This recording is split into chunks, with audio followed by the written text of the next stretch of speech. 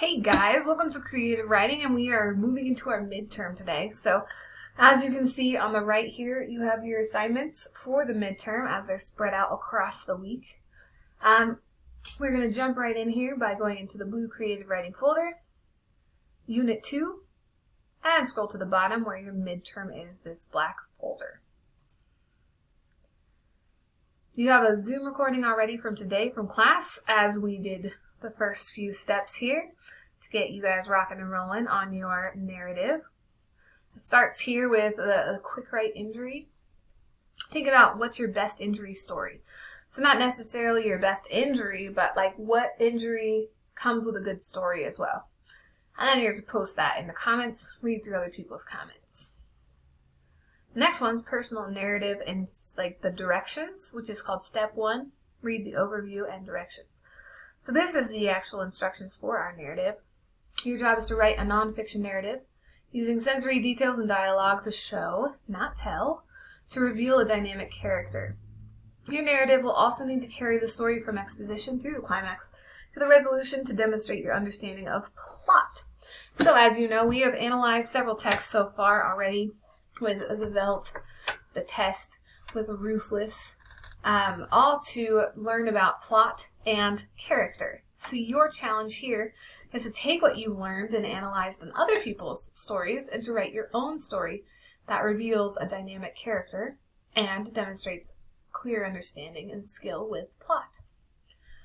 That said, your short story must be 300 to 500 words, focus on just a few minutes in time, and to be from your real life experience. Your narrative must answer the question, how do conflicts cause us to mature? So the whole concept here is using a conflict to show growth, to show maturity, to show learning.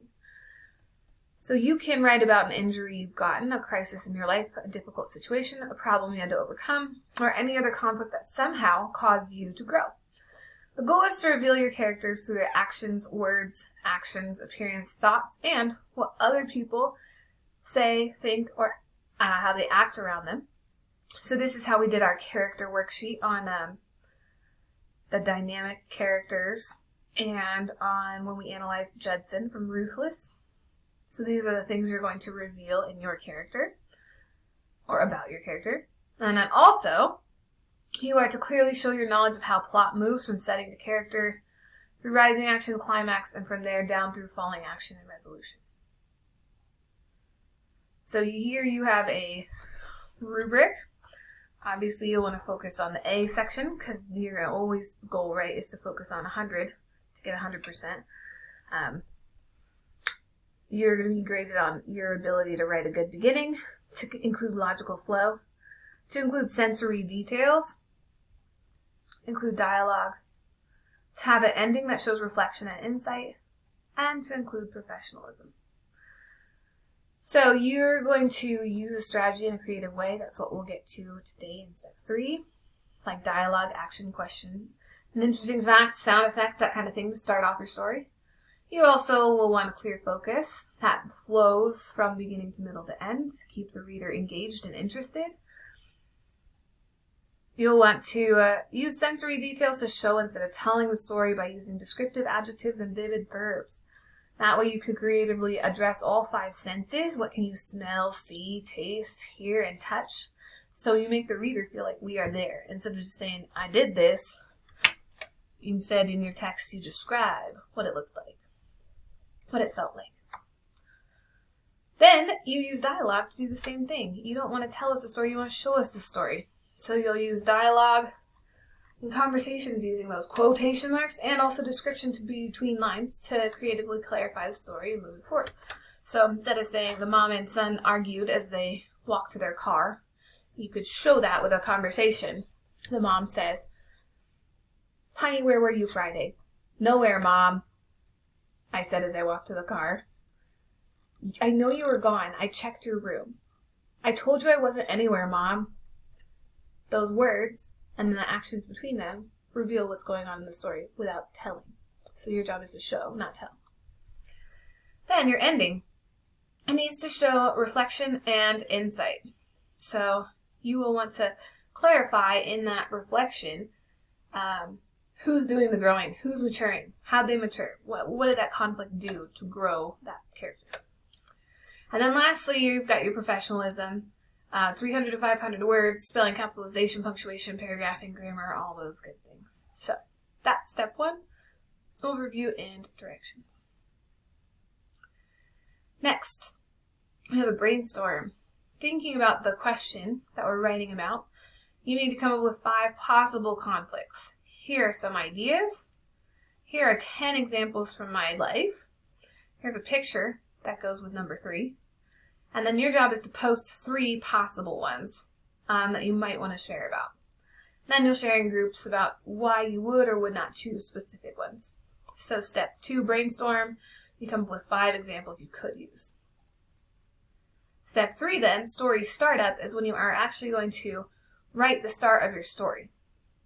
I've given you 5 questions here to help you determine how you want to engage the reader, what makes the most sense for you to start with. But in the comment box, you actually are going to write your story and how it starts. So, the 5 questions you ask yourself is: who are the characters?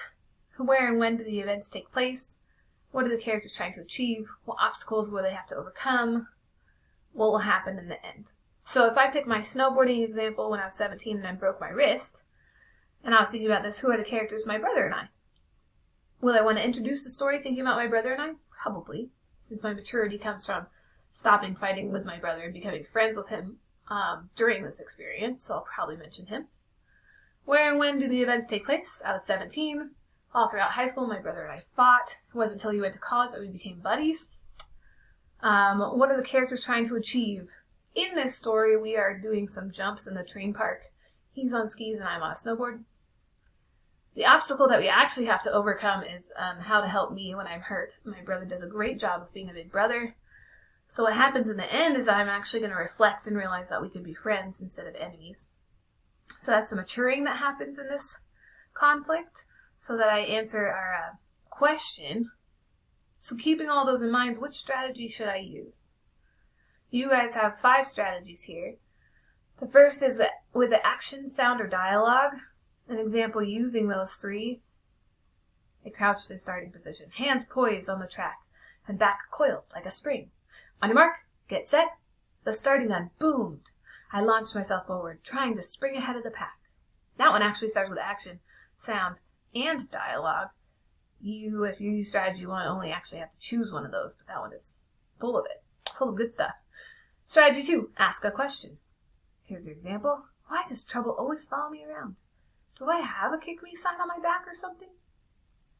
3, describe the setting. This description uses mostly visual. You can use all 5 senses, what you see and taste, smell, hear, and touch.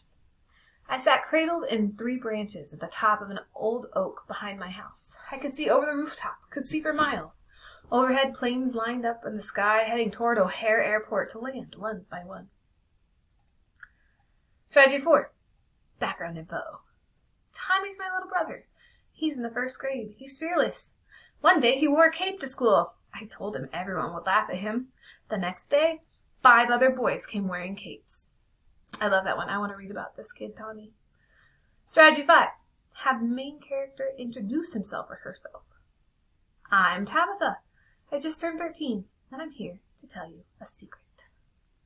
So your job is to choose one of these strategies and literally write the start of your story in the comment here. So if you are having trouble getting started with your story, read these. You're literally writing the start of your story. And keep in mind, which one of these most interested you? Which one of these made you want to actually read the story that goes with it? Start something like that. That's what goes in the comments. Remember, you just think about these 5. You are literally writing the start to your story here.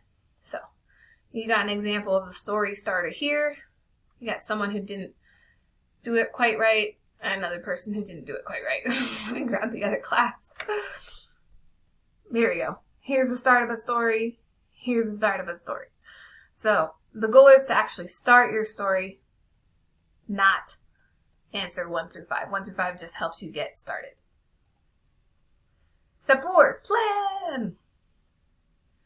In this one, you're going to literally answer 1 through 5. So, in the comment box, you'll set it up for numbering 1 through 5. You'll start by introducing the setting, characters, and basic situation.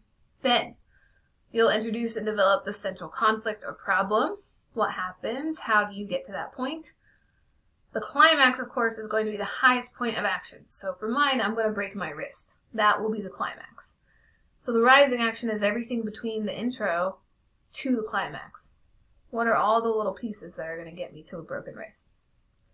The falling action then is how does the conflict lessen in intensity. So after breaking my wrist, what? And my falling action and resolution are closely tied together. I'm going to break my wrist, my brother will help me, and the resolution is going to be where I do that reflection, a reflection that's required in the rubric, where I'll actually think through and realize, hey, that's cool, my brother is a cool guy. So that's how you do 1 through 5 for step 4. Remember, step 3, you only use 1 through 5, you actually write the start of your story. On the other hand, step 4, you literally answer 1 through 5. Number 5, rough draft. First thing you do is you actually write it and submit it. The next thing you do, though, is you need to share it with Bashida or C. Jones 9. This is Britt. This is Carolyn. And you will share it with us so that we can give you feedback ASAP. Remember, we're going to give you feedback based on this rubric here, so make sure you're using this rubric to guide you. And then lastly, your final draft is due. You'll take all the comments and ideas that we have given you, and you will actually submit your final draft. There is a good chance that in between your rough draft and final draft, I'm going to add another one called peer edits. It will have instructions there on how you're going to share with a peer. Your peer will read it and look for 4 specific things to comment on or underline or highlight. There's a really good chance that I'm going to add that one on Thursday. So keep an eye out for that. If you have any questions or you get lost, shoot me an email. This should be a fun activity. You should be able to really stretch your creative writing muscles. So have fun with it. See ya.